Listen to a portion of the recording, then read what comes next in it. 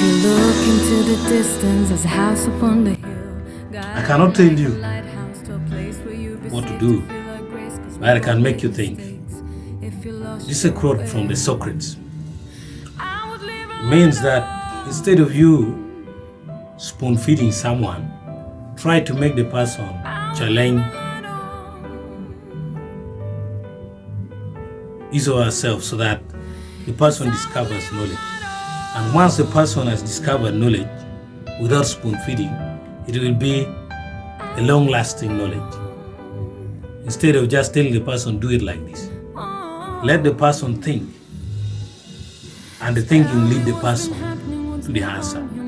That's what the Socrates meant, and thank you. For a darker place to hide. That's alright. But if you carry on abusing, you'll be robbed from us. I refuse to lose another friend to drugs. Just come home.